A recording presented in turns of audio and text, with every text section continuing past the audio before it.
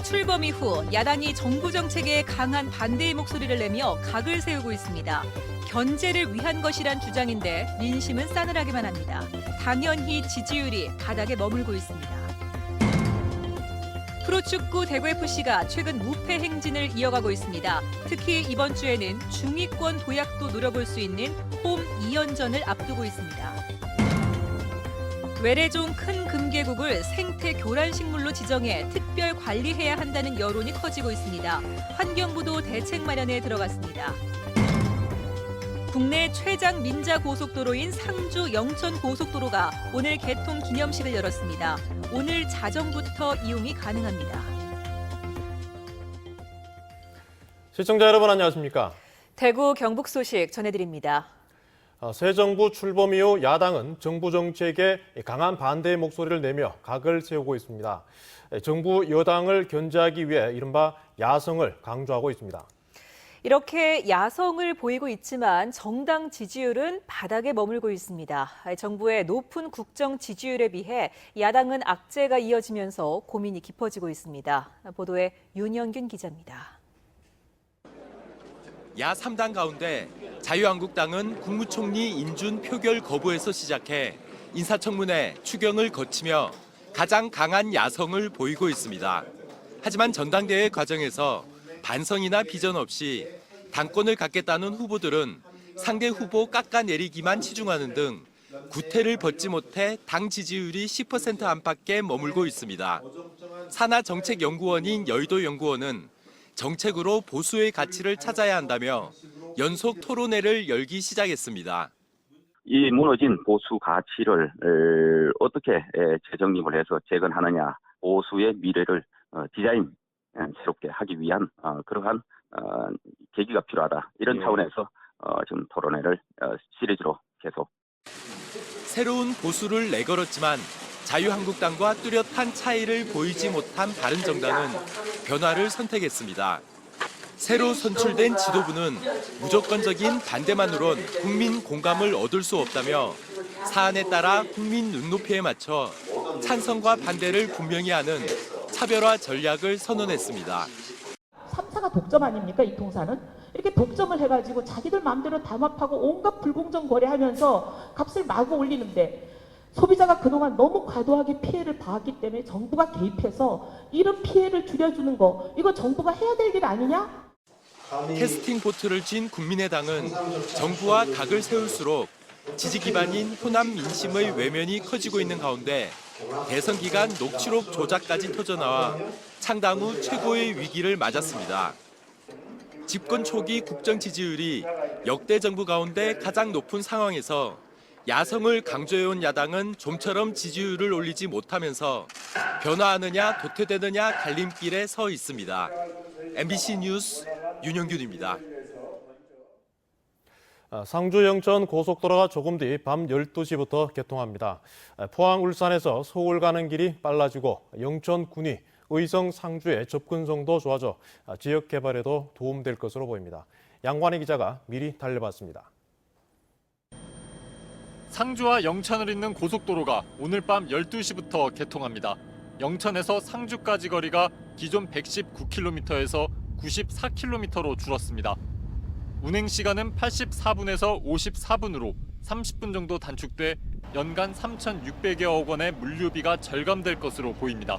상주에서 영천까지 운행거리는 25km, 운행시간은 30분 이상 단축되게 됩니다. 이번 고속도로 개통으로 포항과 서울의 거리가 33km 짧아져 경북 동해안과 교통 요충지가 된 영천이 가장 큰 혜택을 볼 것으로 전망됩니다. 또 6개 나들목이 설치되면서 그동안 교통 여건이 상대적으로 열악했던 군위와 의성 등의 접근성이 좋아져 지역 개발이 기대됩니다. 군위가 외부에서 볼 때 엄청 접근성이 높아지기 때문에 발전 기대감이라든지 또 앞으로 이제 하반기에 개통되는 이제 북의 그 동명간 803 터널이 개통됨으로 인해 가지고 상주 영천 고속도로의 통행료는 승용차 기준 6,700원으로 일반 고속도로보다 1.3배 비싸게 책정됐습니다. 다만 기존 고속도로보다 주행거리는 줄어 200원 저렴하다고 국토교통부는 설명했습니다. 또 해당 사업은 최소 운영 수입 보장이 없어 정부가 재정 지원을 하지 않는다고 밝혔습니다. MBC 뉴스 양관입니다. 대구문화방송의 연속 보도 이후 외래종 큰 금계국을 생태 교란식물로 지정해 특별 관리해야 한다는 여론이 커지고 있습니다. 늦긴 했습니다만 환경부도 심각성을 깨닫고 대책 마련에 들어갔습니다. 박재영 기자가 취재했습니다. 주변에서 흔히 봐왔던 예쁜 꽃이 생태계를 위협하는 외래 식물이라는 사실에 시민들은 놀랍기만 합니다. 이 식물 때문에 이게 너무 번창해서 개들이 못 컨덕하고 이런 데 대해서 정말 놀라웠습니다. 무엇보다 번식력이 강한 외래종을 사람들이 나서서 전국에 퍼뜨리고 있어 정부가 규제를 서둘러야 한다는 여론도 확산되고 있습니다. 생태를 교란하는 외래종 동식물의 위해성을 알고 있는 환경단체들은 정부가 외래종 관리에 큰 허점을 노출했다며 비판의 목소리를 높이고 있습니다. 환경부에서 사전 예방 조치로 그런 말씀드린 국내에 미치는 영향을 미리 조사하고 연구하고 모니터링하는 그런 과정들이 필요하다고 봅니다. 환경부는 대구문화방송 보도 이후 뒤늦게 대책 마련에 착수했습니다. 올해 사업 가운데 우선순위를 조정해 큰 금계국 관련 연구와 생태 교란종 지정 등을 위한 검토에 들어갔습니다.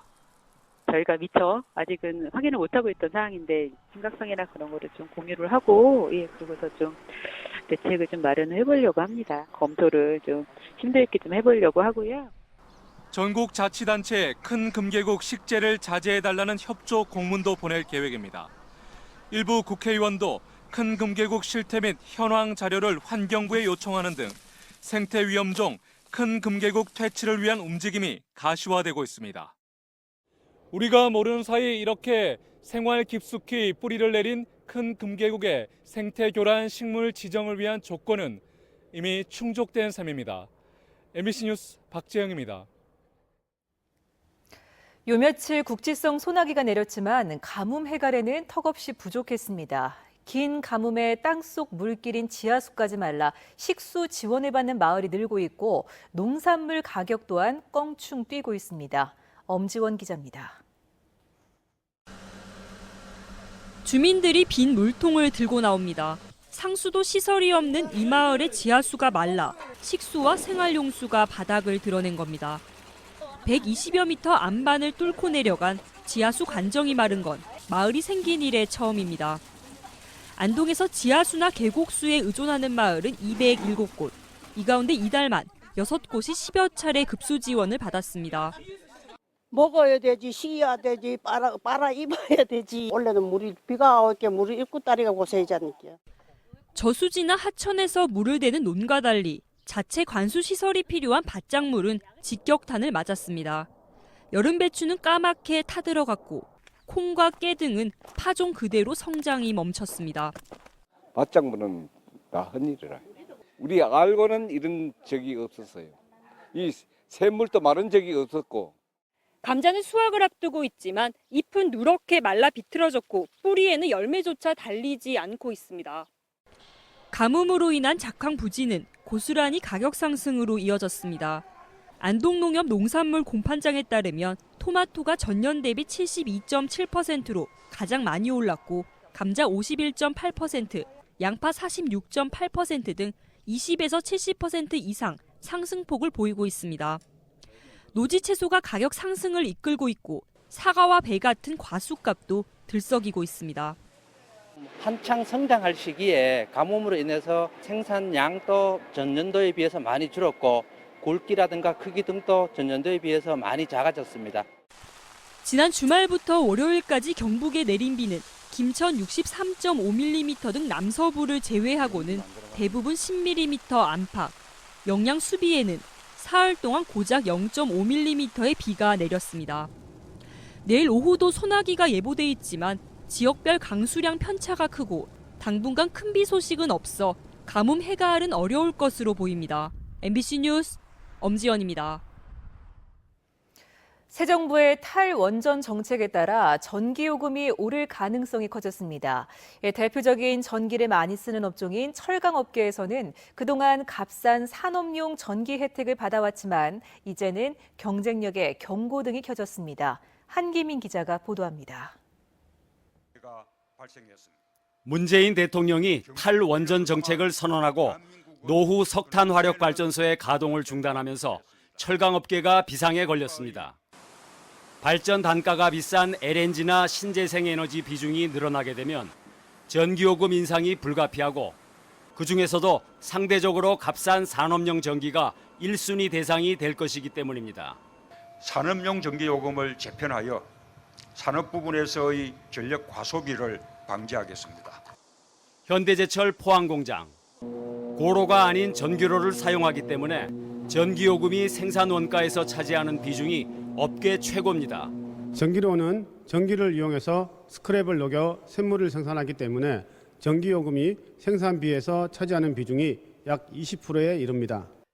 실제로 현대제철이 2015년 사용한 전기요금은 기업 가운데 가장 높은 1조 1,600억 원으로 연간 영업이익에 육박하고 포스코는 8,200억 원으로 3위, 동국제강은 13위로 철강은 대표적인 전기 다소비 업종입니다.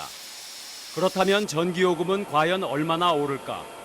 먼저 탈원전 정책을 시행한 국가들의 경우 5년 만에 원전 비중이 대폭 줄면서 산업용 전기요금이 독일은 25%, 일본은 29%나 상승했습니다. 이에 따라 우리나라도 새 정부의 에너지 공약이 실현되면 비슷한 수준의 인상이 불가피하다는 게 전문가들의 전망이어서 철강업계가 느끼는 위기감은 높습니다. 철강업계 특성상 전기료는 원가의 많은 비중을 차지하고 있습니다. 산업계 전기요금 개편 시 원가 상승은 물론 철강 경쟁력에도 마이너스 요인으로 작용할 것으로 예상됩니다. 값싼 산업용 전기요금이 경쟁력의 하나였던 철강업계가 탈원전 시대를 맞아 깊은 고민에 빠졌습니다. MBC 뉴스 한기민입니다. 대구에서 고병원성 조류 인플루엔자가 확진된 지난 23일 이후 추가 AI 발병 신고는 접수되지 않았습니다. 대구시에 따르면 고병원성 AI가 발생한 대구시 동구 계류장에서 가금류가 마지막으로 반출된 날은 지난 1일로 최대 잠복기인 21일이 지나도록 가금류가 판매된 경북 전통시장 13곳 등에서 추가 발병 사례가 나타나지 않았습니다. 대구시는 AI 발생지 3km 안에 닭과 오리 등 720여 마리를 살처분한 데 이어 반경 10km 안에 가금류 등의 이동을 여전히 전면 제한하고 있습니다. 프로축구 대구FC가 최근 무패 행진을 이어가며 팀 분위기도 상승세를 보이고 있습니다. 이번 주는 중위권 도약도 노려볼 수 있는 홈 2연전을 앞두고 있는데요. 여름 이벤트까지 더해져 볼거리는 더욱 풍성해졌습니다. 서권 기자입니다. 클래식 무대 복귀와 함께한 시즌 초반, 부진 속 감독까지 떠났지만 빠르게 안정세를 보이며 어느덧 4경기 연속 무패 행진을 기록했습니다. 지난해 우승팀 서울, 현재 리그 1위 전북과의 연이은 원정에서 모두 무승부. 이번 주 맞대결은 수원과 강원으로 모두 홈에서 상대합니다. 특히 이번 홈 2연전에서 선전을 펼친다면 중위권 도약도 가능한 상황입니다. 중요한 경기를 홈팬들과 함께하기 위해 지난 광주전에서 시작된 여름 이벤트도 이어갑니다. 워터캐논이 응원석 가변석에 설치되어 득점실은 물론 경기 실시 각각 물세례를 쏘아줄 예정이고요. 하프타임 때는 선수들의 이색 대결을 퀴즈로 내서 팬들이 직접 참여하고 푸짐한 경품을 받아갈 수 있도록 준비하였습니다. 지난해부터 선보인 워터캐논은 물론 올 시즌 새롭게 도입한 하프타임 이벤트. 모두 여름밤 축구의 재미를 더해 팬들에게도 좋은 반응을 얻고 있습니다. 대구는 제가 여태까지 창단하고부터 계속 이렇게 그 경기를 지켜봤지만은 뭐 지역 밀착이라든지 이벤트 같은 게 굉장히 이제 그 시민들하고 가깝게 이렇게 다양하게 이렇게 펼쳐지는 것 같아서 그게 참 좋은 것 같습니다. 더위의 상징인 아프리카와 대구를 합친 대프리카를 키워드로 잡은 대구FC의 여름 이벤트. 여름 동안 대구 스타디움에서 펼쳐질 예정인 대구FC의 대프리카 이벤트는 축구만큼이나 뜨거운 열정으로 홈팬들을 기다립니다. MBC 뉴스 성원입니다. 서주서 국방부 차관이 사드 배치가 진행 중인 성주군을 찾아 소성리 주민 등 30여 명과 비공개 간담회를 가졌습니다. 이 자리에서 주민들은 사드 장비 가동과 공사 중단, 기습 반입 진상 조사 등을 요구했습니다. 대구은행 등 국내 금융기관 4곳이 국제 해킹 그룹으로부터 디도스 공격을 받은 것으로 확인됐습니다. 금융감독원에 따르면 국제 해킹 그룹 아르마다 콜렉티브가 비트코인을 요구하며 어제 오전 9시 52분부터 16분 동안 대구은행 홈페이지에 한꺼번에 많은 컴퓨터가 접속해 서버를 마비시키는 디도스 공격을 했지만 공격 수위가 낮아 자체 시스템으로 막아내 별다른 피해는 없었습니다. 대구 지역 시민 노동단체 등으로 구성된 최저임금 만원 대구 운동본부는 오늘 대구 도심에서 최저임금 만원 퍼레이드를 개최했습니다.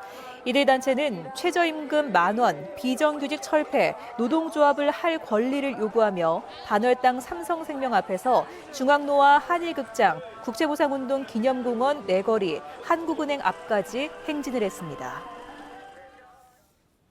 최근 대구에 국지성 호우가 내린 가운데 어젯밤 12시쯤 대구의 한 공영 주차장 담이 무너지면서 주차된 차량 한 대를 덮쳤습니다. 이 주차장은 남구청이 빈집 주인의 허락을 얻어 집을 허물고 주민들이 쓰도록 한 무료 공영 주차장으로 남구청은 지은 지 수십 년 된 담이 호우와 강한 바람 때문에 무너진 것으로 보인다고 밝혔는데 피해 차주는 구청의 관리 소홀을 주장하고 있습니다.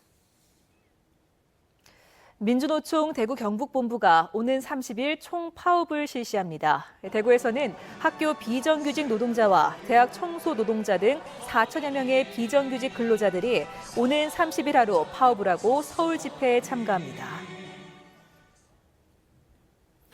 대구 경북 소식이었습니다.